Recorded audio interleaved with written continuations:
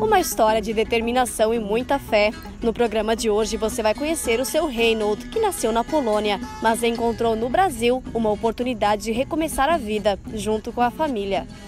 Deixou a gente ser o que a gente é hoje em dia.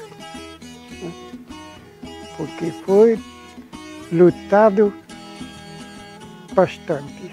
Aos 92 anos, ele ainda trabalha, dirige e é o responsável por tocar o sino de 2 pequenas igrejas no interior de José Boatê. Olá, seja muito bem-vindo a mais um Vale Agrícola, um programa de agricultor para agricultor. E nesta edição, também é destaque. Na dica Vale Agrícola, como fazer um minhocário. E na prática elas vão comer, degradar, transformar os nossos restos de cozinha, vegetais, principalmente em adubo. Um adubo da melhor qualidade. Agricultores catarinenses têm pouco tempo para garantir desconto na fatura de energia elétrica. O jovem de Araranguá que produz alimentos orgânicos. Difícil de produzir, tem os seus desafios, né? E é mais demorado também. Talvez por isso que alguns produtores não queiram. Mas essa questão de ser natural, demorar, é a saúde do ser humano. Concórdia se despede de um dos ícones do filó italiano.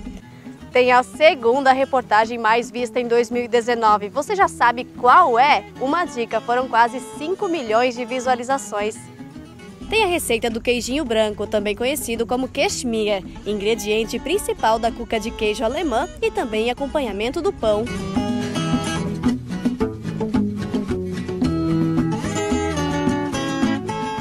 E o chimarrão já está pronto? Pegue sua cuia e fique com a gente. O Vale Agrícola inédito e cheio de informação para você está só começando.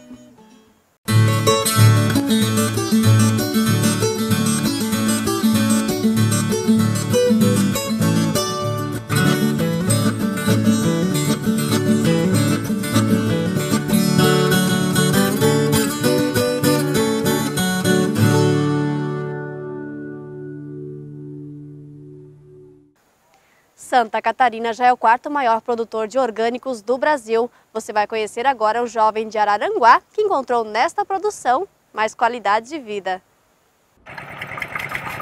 Este é o André, 33 anos de idade, muita disposição e amor para trabalhar com a terra, com respeito e a certeza de que é preciso manter o equilíbrio do ecossistema. A lavoura, onde André cultiva hortaliças orgânicas, até pouco tempo se restringia à produção de fumo. Hoje, repolho, alface, brócolis, couve e rúcula crescem bonitos e saudáveis. A ideia de implementar a agricultura orgânica nasceu junto com os técnicos da EPAGRE. André procurou o escritório de extensão rural em Araranguá e ali a semente da agroecologia começou a germinar. A produção orgânica ela é muito bem vista pela não ter rejeição e ser saudável, né? Então o sistema orgânico ele é mais difícil de produzir, tem os seus desafios, né? E é mais demorado também. Talvez por isso que alguns produtores não queiram. Mas essa questão de ser natural, demorar, é a saúde do ser humano. E o mercado? É bom, André? Tem muita procura? O mercado orgânico sim, né? Tem bastante procura. A cooperativa do Sombrio incentiva os produtores a conseguir esse selo orgânico, né?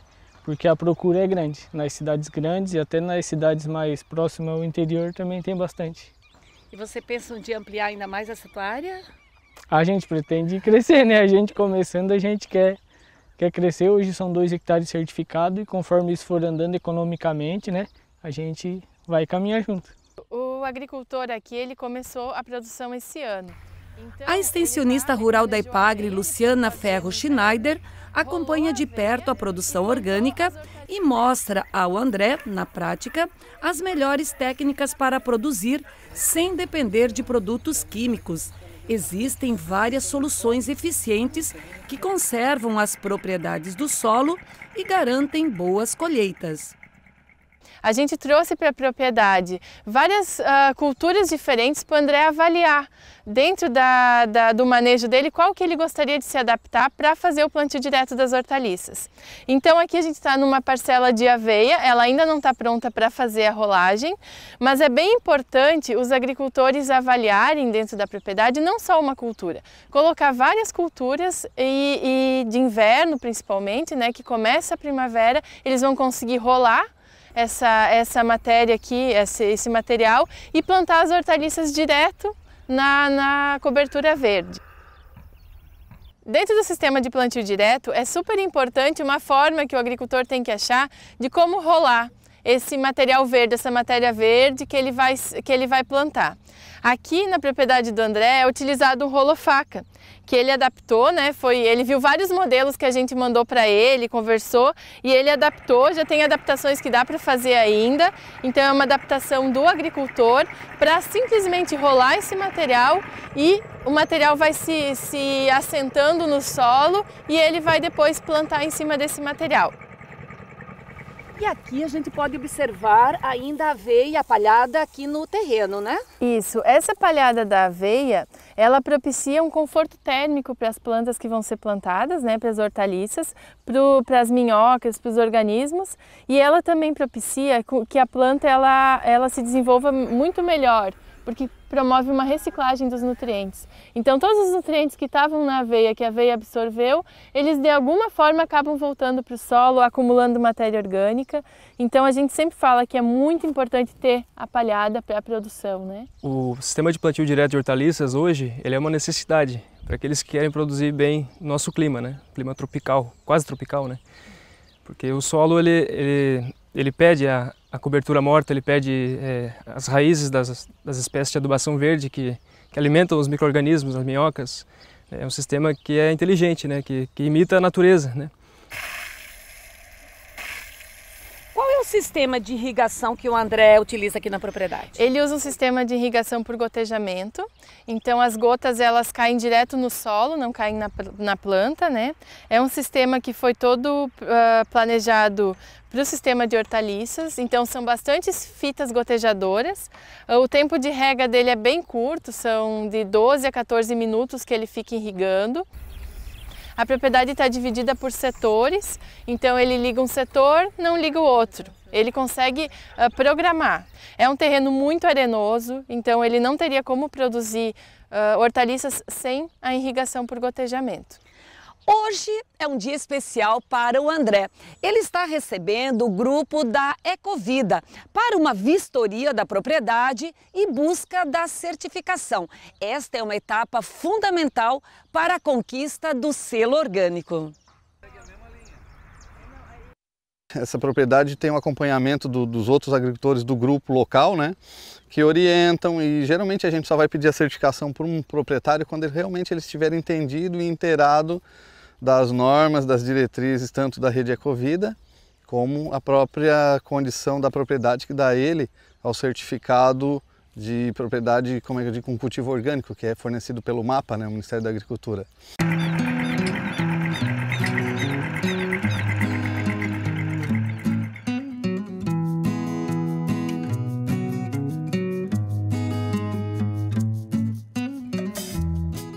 Os produtores rurais de Santa Catarina ganharam uma segunda chance e ainda tem tempo para fazer o recadastramento das propriedades rurais para garantir desconto na fatura de energia elétrica.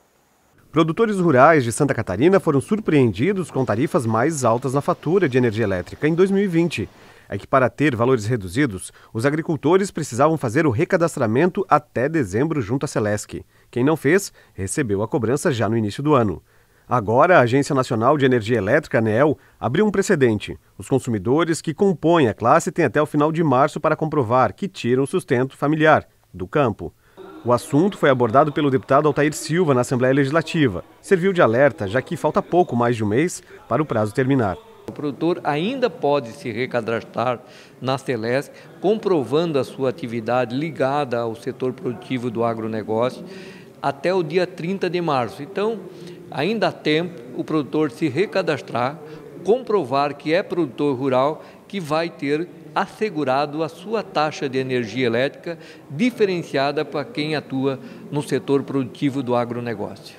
Os que ainda não se recadastraram têm que seguir as regras e não podem esquecer a documentação necessária. Para pessoas físicas, CPF, RG ou documento oficial com foto, registro administrativo de nascimento para indígenas. Já as pessoas jurídicas precisam apresentar CNPJ para sociedades a última alteração cadastral. Associações, condomínios e sociedades anônimas, o estatuto e documentos pessoais de identificação dos gestores. Os beneficiados terão redução que varia de 10% a 30%. Além de toda a comprovação, os transformadores do produtor não podem superar os 112 kW de potência máxima. Tomar um cavalo em 21 dias parece missão impossível, não é? Mas dá certo. O Centro de Treinamento do Rubens Branco em Pouso Redondo realizou o primeiro Redomão Alto Vale e nós estivemos por lá para acompanhar.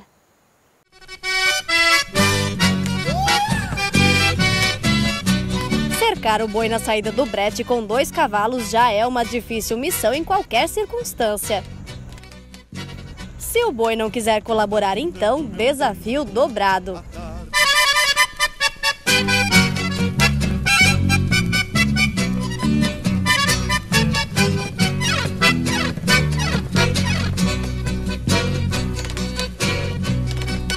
Este fogo onde me aqueço, remou as coisas. Neste caso aqui, uma paleteada certeira ainda mais bonita de ver, por estes cavalos terem apenas 21 dias de doma.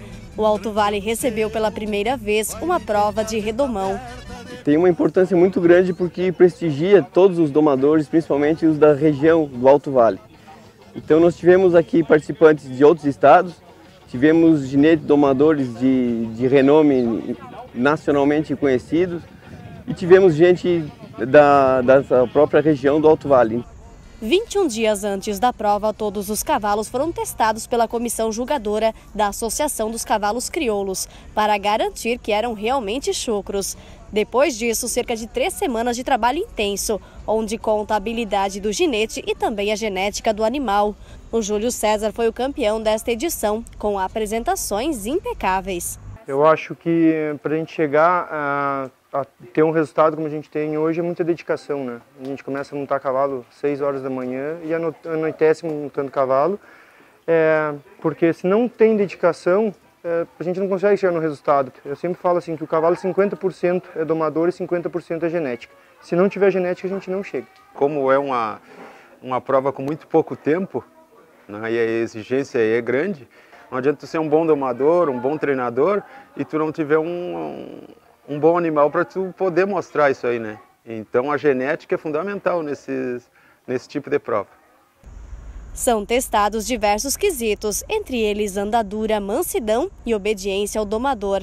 Começa pelas andaduras, tranco, trote e galope, né? Depois é feito uma prova de mansidão, onde a gente mostra toda a docilidade, a mansidão do potro, né? Tem que levantar as 4 patas, tem que passar por trás, o potro tem que ficar parado para montar, né? Tem que mostrar uma docilidade.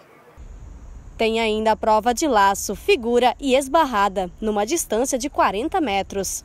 Na nossa avaliação a gente sempre tenta ver, principalmente numa prova de potros, a sujeição do cavalo.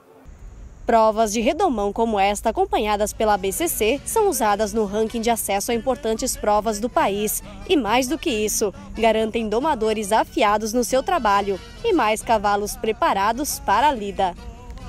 E a importância disso para a raça é que ajuda a fomentar os criadores novos também que criam cavalo aqui na região do Alto Vale, né? Que são participantes do núcleo de criadores aqui do Alto Vale. E a gente nota que ano a ano tem aumentado não somente o número de criadores, mas também aumentado a qualidade dos animais.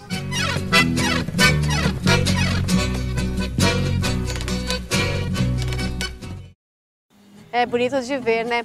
Olha só, você já está inscrito no nosso canal do YouTube? Nós estamos chegando aos 125 mil inscritos. Se você nos acompanha por esta plataforma, não esquece então de se inscrever no botão que aparece logo embaixo do vídeo. Nós vamos agora para um rápido intervalo e na volta tem Dica Vale Agrícola. E a segunda reportagem mais vista em 2019, essa rendeu quase 5 milhões de visualizações. Você lembra?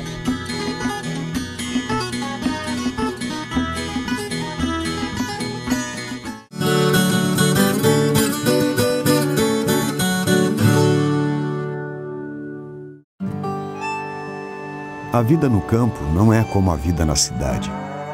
O barulho do despertador é diferente, o cheiro do café, a música.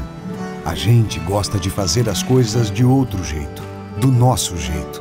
Quando precisamos de algo, basta procurar os amigos do Sicoob, que sempre nos deram todo o apoio. Sicoob, o parceiro do produtor rural catarinense. Muito antes do agronegócio ter esse nome bonito. Em 1984, surgiu uma empresa preocupada em fornecer aos agricultores sementes de cebola de qualidade. Há 4 décadas, a Lotário vem investindo em tecnologia que traz mais sanidade e desenvolvimento para quem sabe que qualidade é fundamental. Sementes Lotário, o nome de força em sementes de cebola.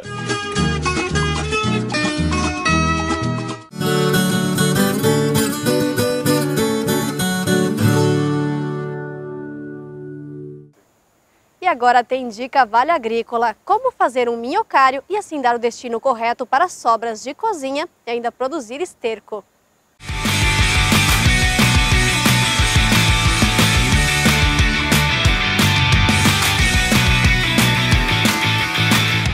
Olá, meu nome é João, sou permacultor. A dica que eu trago aqui é a construção de um minhocário para poder tratar os restos de cozinha, os restos orgânicos, né? Que normalmente eles são enviados para o aterro sanitário das cidades. A ideia deles é a gente criar minhocas. Minhocas tem uma espécie específica que é mais eficiente para isso, que são minhocas californianas. E na prática elas vão comer, degradar, transformar os nossos restos de cozinha, os vegetais, principalmente em adubo. Um adubo da melhor qualidade. Primeiro balde, o da base, o que a gente precisa fazer? Só fazer um furo para instalar a torneira e a gente escoar o chorume, o biofertilizante, né? Na tampa dele, precisamos fazer um furo. Importante, não cortar na borda da tampa, tem que deixar um espaço para um balde poder apoiar no outro.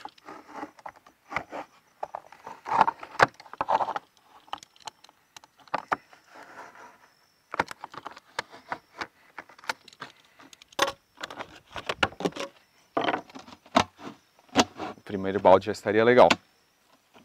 É importante usar uma telinha de mosquiteiro para as minhocas não caírem no biofertilizante e então morrerem afogadas. A gente não quer perder as nossas minhocas. Uma das tampas fica intacta, que é a tampa que a gente sempre vai utilizar em cima. Essa a gente reserva, separa. Os outros 2 baldes, a gente precisa fazer os furos embaixo para nossas minhocas poderem migrar de um balde para o outro. Então a gente vai usar uma broquinha um pouquinho mais grossa, uma broca de uns 7 milímetros, mais ou menos, e a gente vai furar os 2 baldes para nossas minhocas poderem passar de um balde para o outro. Podemos fazer com uma faca também, para as minhocas migrarem do balde para o outro e para o líquido poder escorrer também, né? Com uma broca um pouco menor, para evitar a fuga das minhocas, a gente vai furar essa parte superior do balde para a entrada de ar.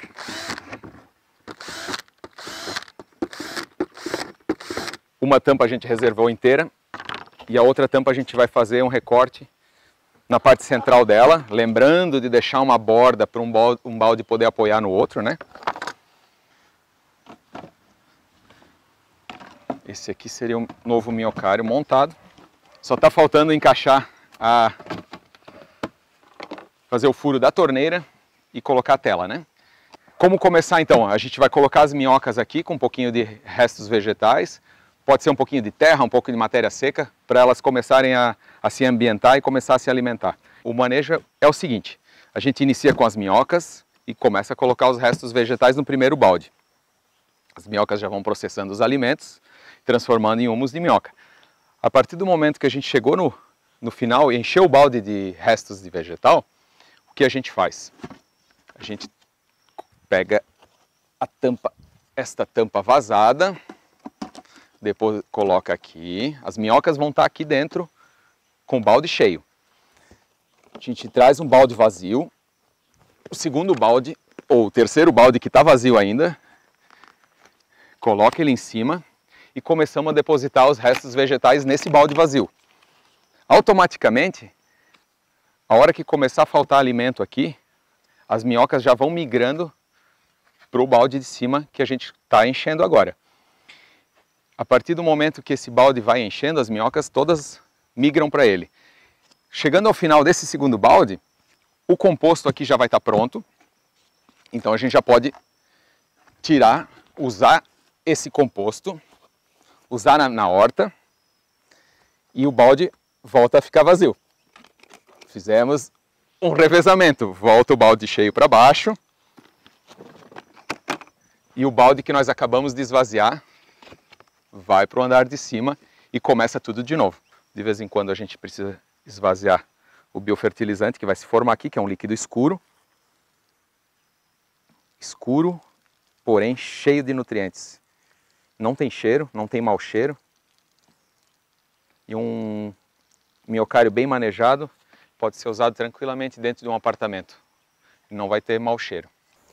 A segunda reportagem mais vista em 2019 é uma inspiração de um jovem de 19 anos que recriou sozinho uma máquina para limpar estrume. Foram quase 5 milhões de visualizações no Facebook e YouTube. Sabe aqueles episódios clássicos de desenho animado que mostram as bruxas e suas poções? Junta de tudo que se possa imaginar dentro de um caldeirão e no fim sai alguma coisa? Faltam umas perninhas de aranha. Ah, delícia!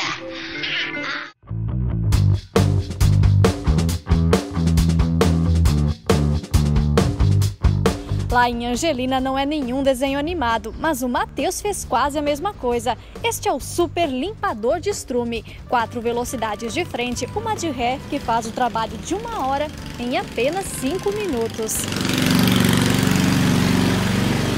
Para conhecer esta super máquina e seu inventor, nós fomos até a localidade de Rio Verde, que fica no limite com Leoberto Leal.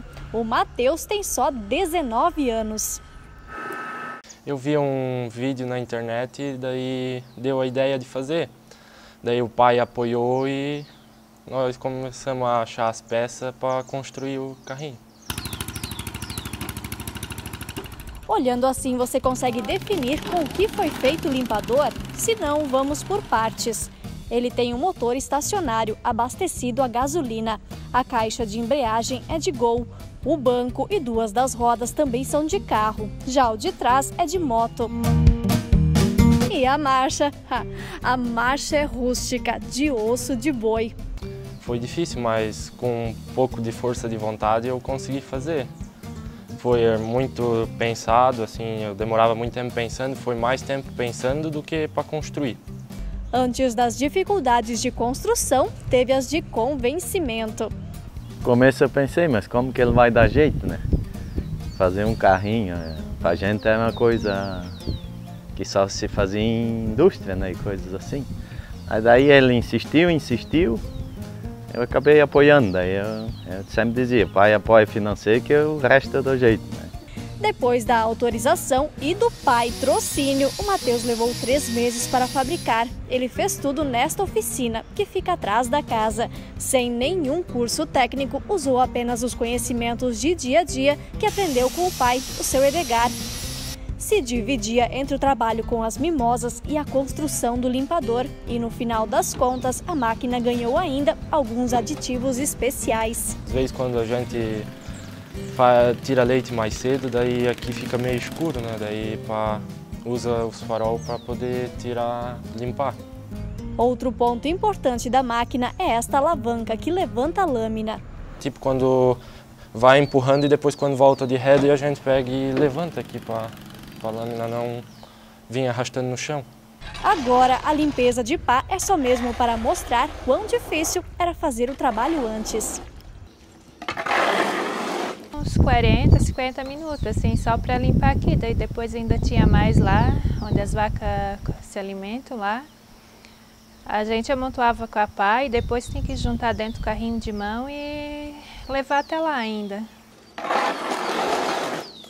É que para completar a facilidade da utilização do limpador, eles adaptaram a esterqueira. Assim, o estrume já vai direto para dentro, sem precisar juntar, serviço que o Matheus faz em 5 minutos. Tanto que agora o Edgar sabe que o investimento valeu a pena. Nós até marquemos, né, para saber, ou em torno de uns R$3.600 para deixar nesse ponto, né? Hoje, para limpar, pode-se dizer que é uma brincadeira, né? Comparando a antes, né?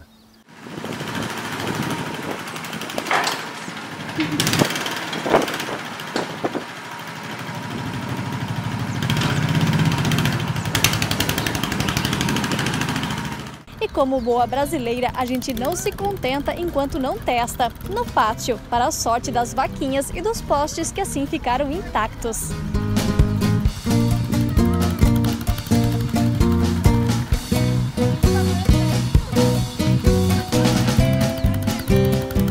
O Matheus não pretende parar por aí não. Eu já tenho um projeto em mente aí, mas daí não é para ajudar aqui na propriedade, é mais pro lazer assim, para brincar, é uma gaiola. E é claro que os pais são só orgulho. Em que ele falou, a gente até assim ficou meio assim, meu Deus, ele não vai dar jeito de fazer, né? Ele vai gastar um monte e não vai conseguir fazer, mas deu certo a ideia dele. Agora a gente já tá de boa. Imagina, né? Quem que não vai ter, né? Ter um filho que dá jeito de fazer um carrinho desse para ajudar na propriedade, fora outras coisas que ele já fez para a gente também, né?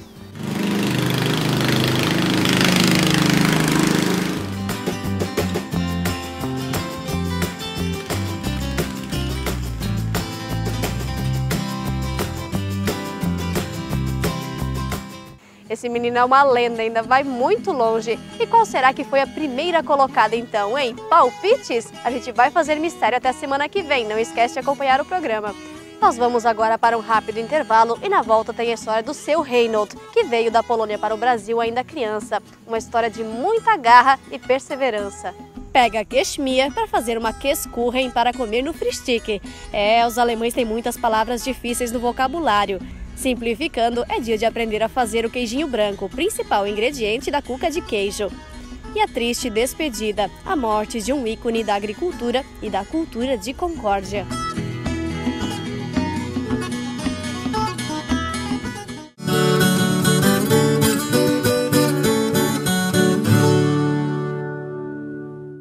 Desde muito cedo, diariamente, a fartura que chega à nossa mesa é o resultado de uma perfeita combinação.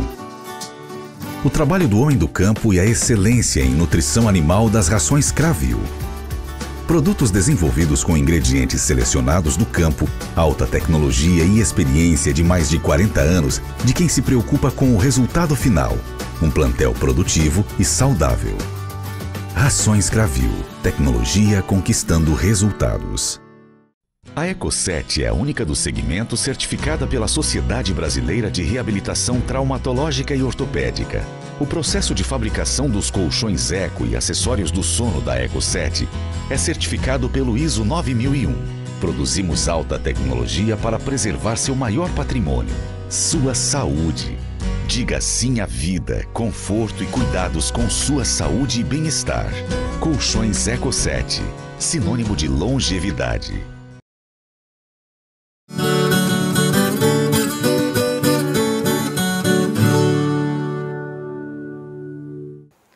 O Sul foi uma das regiões que mais recebeu imigrantes europeus, principalmente alemães e italianos. Gente que deixava tudo para trás para fugir da guerra, por religião ou até mesmo pela pobreza. Você vai conhecer agora uma destas famílias que deixou tudo para trás só pela possibilidade de começar de novo. Uma casinha de madeira antiga a 20 quilômetros do centro de José Boatê, na localidade de Rio Vigan, esconde uma bela história. De uma família que fugiu da guerra e encontrou no Brasil uma oportunidade de começar de novo. Seu Reinhold, hoje com 92 anos, não cansa de contar adiante os registros de esperança, garra e muita fé. As dificuldades que o deixaram ainda mais forte. Deixou a gente ser o que a gente é hoje em dia. Porque foi lutado bastante. Com a Primeira Guerra Mundial, a Polônia, país de origem da família Dreger, ficou sob domínio russo. Como a guerra era contra a Alemanha, os russos atravessaram o território polonês para lutar. Com o agravamento da guerra, o governo russo deu ordens para que todas as famílias fossem retiradas da Polônia, com receio de que fossem aliciadas pelos alemães. O pai de Reinhold, Leopold Dreger, seguiu para o interior da Rússia, onde ficou durante todo o período da guerra, retornando após o término. Na década de 30, a propaganda de terras fartas aqui no Alto Vale do Itajaí era muito forte. Por conta disso, em meio a tantas dificuldades, a família Dreger decidiu partir. A viagem da Polônia para o Brasil foi cheia de milagres. A primeira etapa da viagem entre a Polônia e o porto de Amsterdã, na Holanda, teve que ser feita pelo mar, já que os trilhos na Alemanha haviam sido destruídos com a guerra. Mas esta viagem foi bem turbulenta. Uma tempestade muito forte queimou uma das bombas do navio, que retirava a água que chegava até os convés. O aviso do comandante era de que o navio poderia afundar a qualquer momento. Na sala, reuniram todos para a última refeição. Então, se uniram, mas não para comer, para rezar. E ali aconteceu o milagre. A tempestade calmou. O combinado entre o casal era de que, se o navio afundasse, Leopold pegaria 2 dos 3 filhos no colo e ela seguraria Reinhold. Mas, por sorte, conseguiram socorro e todos os passageiros foram transferidos no dia seguinte para outro navio maior, até o porto de Amsterdã, onde seguiram viagem. No alto mar, passar de um navio para o outro na Ponte Pense. 8 horas depois de já passar tudo para outro navio, aquele navio ainda queria ir para a Inglaterra, mas não chegou lá. Afundou. Após a chegada no Brasil, a família Dreger foi encaminhada para a região de Ibirama para dar início à nova vida. Mas já era quase no fim do interior, que todo mundo já tinha outros escolhendo o terreno. Aquela época também já, em cima do valor do capital, eles cobravam juros. Muitos abandonaram e foram embora, por causa de recursos longe também. No Rio Vigan ainda restam pouquíssimas famílias, mas foi aqui que a família Dreger construiu sua história. Reinhold tinha mais 6 irmãos. Nos primeiros anos, se dedicaram a plantar e produzir de tudo um pouco. Sobrevivia daquilo que plantava. Então criava porco, gado, assim, criação de galinha, coisa, só para o gasto próprio, né? O pai já tinha abelha lá na Polônia, então já deu jeito de arrumar umas colmeias ali e produzir. Em pouco tempo tinha bastante colmeia e já tinha produção de mel.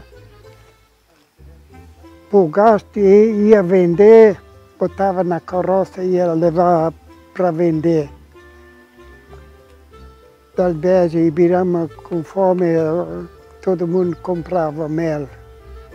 A história da família está fortemente ligada ao desenvolvimento e atuação da Igreja Evangélica do Rio Vigan. Foram eles que ajudaram a construir a primeira igreja, na formação do coral, além da doutrina e do culto infantil, que eram ministrados pela mãe de Reinhold. Ele segue os passos dos pais, já falecidos, e é o responsável por ainda bater o sino das 2 igrejas da comunidade.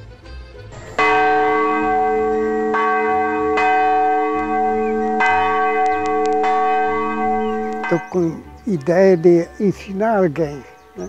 Porque não é difícil, mas para fazer o toque de cortijo inteiro é só bater de um lado só, né? Assim, isso não é qualquer um, se não tem nada de instrução, é difícil fazer, né? Em casa, além da língua portuguesa, o que ainda prevalece é a alemã, tanto na fala como na escrita. A Bíblia, trazida pelos pais da Europa, é guardada com esmero. Seu Reinhold trabalhou durante anos produzindo óleo de sassafrás em uma indústria da localidade e nunca deixou de trabalhar com a agricultura e com a ferraria construída ao lado da casa. Tenho orgulho. O que eu sei fazer, eu aprendi pagando, trabalhando. O único lamento é ter perdido a esposa, com quem cantava os hinos alemães. Mas esbanja alegria ao dirigir pelas estradas do Rio Vigan. Força de vontade que sempre foi exemplo para os 6 filhos, 14 netos e 20 bisnetos.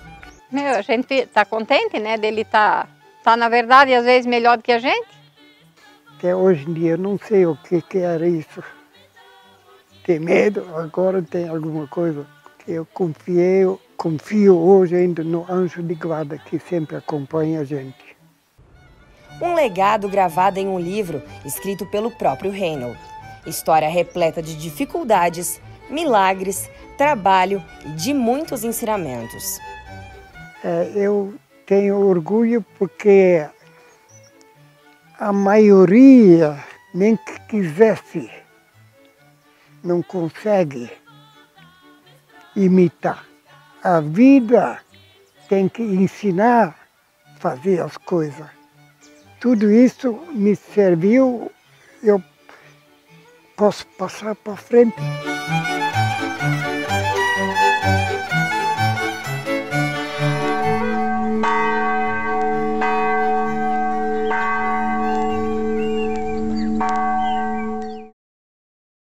Hoje é dia de aprender a fazer o Kashmir, ou queijinho branco, o principal ingrediente da cuca de queijo alemã e também acompanhamento de pães. Olha aí. Olá a todos, sou Maria Inês Chabaron-Entler, da comunidade de São Sebastião, interior de São Carlos.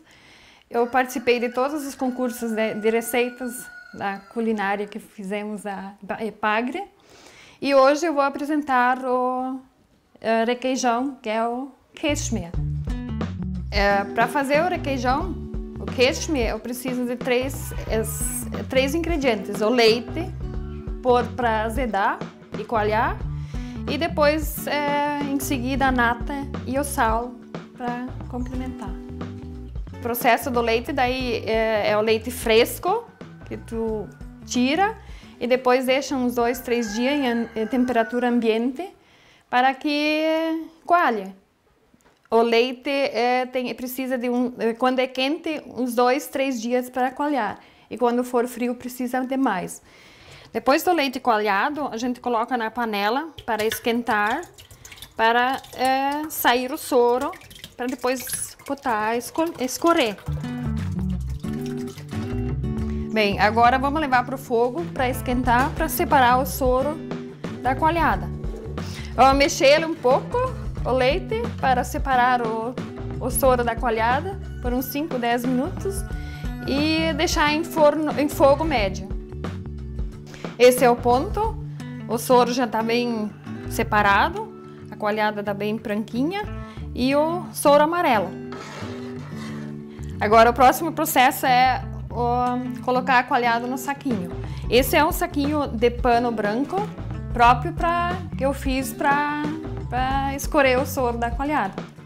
Quem não tiver o saquinho, pode ser um pano branco qualquer para escorrer. Agora eu vou tirar ele do paldinho para escorrer o soro.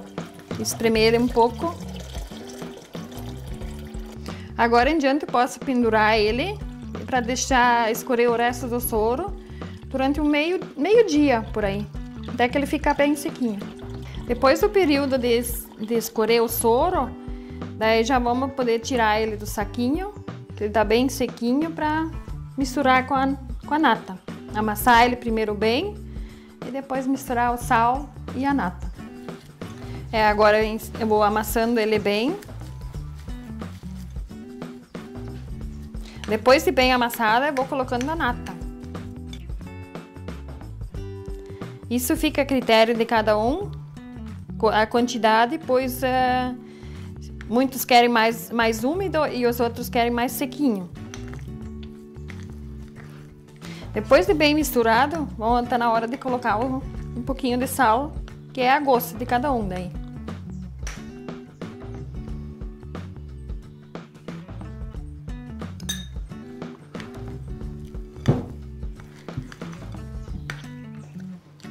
Bem, depois de colocado o sal, misturemos bem de novo e está pronto o Kässchmier, que é uma comida típica dos alemães ali de São Carlos. Como é de costume, comer o requeijão com pão de milho melado, melado batido, o pão de milho feito que eu faço mesmo, que a família toda gosta, com uma boa quantidade de requeijão.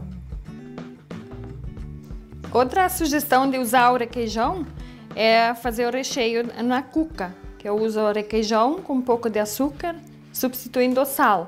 Tanto assim, a cuca como o Kässchmier são da culinária alemã. Bem, essa receita do Kässchmier está no livrinho do concurso de 2014 e me sinto orgulhosa em ter participado de todas os concursos que teve até hoje. Infelizmente, o programa de hoje não termina com notícia boa. Morreu em Concórdia o ator e agricultor César Pelizarro, do Filó Talian. Entre ser agricultor e artista, César Pelizarro não precisou escolher. Fazia as duas atividades com perfeição, um talento nato.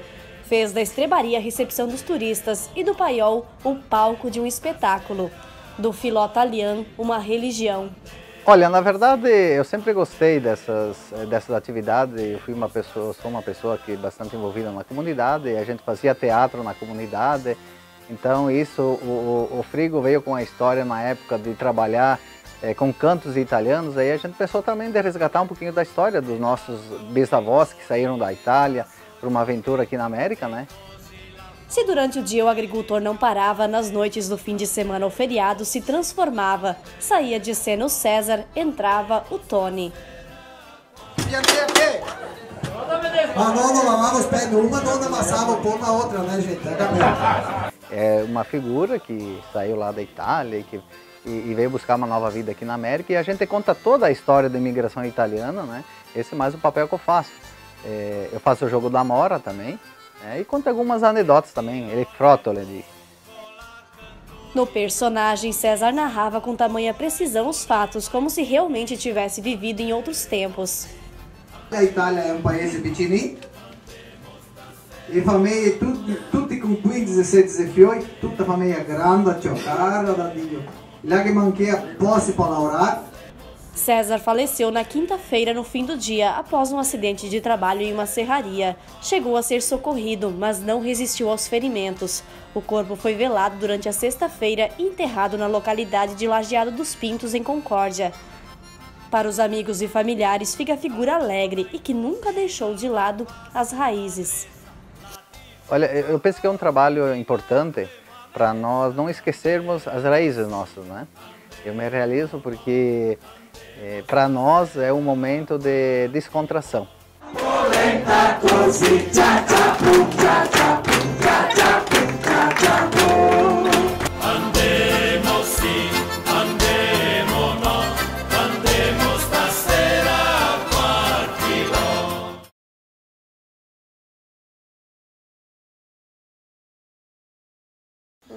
A gente sempre diz aqui que o Vale Agrícola é uma grande família. Eu comecei tudo isso há cerca de 2 anos sozinha e as pessoas foram chegando e fazendo parte. E o César era uma dessas pessoas. O César vai fazer falta porque não é só a vida que perde, a arte também. Com certeza, a cultura de Santa Catarina perde um grande líder. Nossos sentimentos à família Pelizarro e também ao Filó Talian, e que continuem esse trabalho que com certeza seria o desejo do César. A gente se vê na semana que vem. Até lá!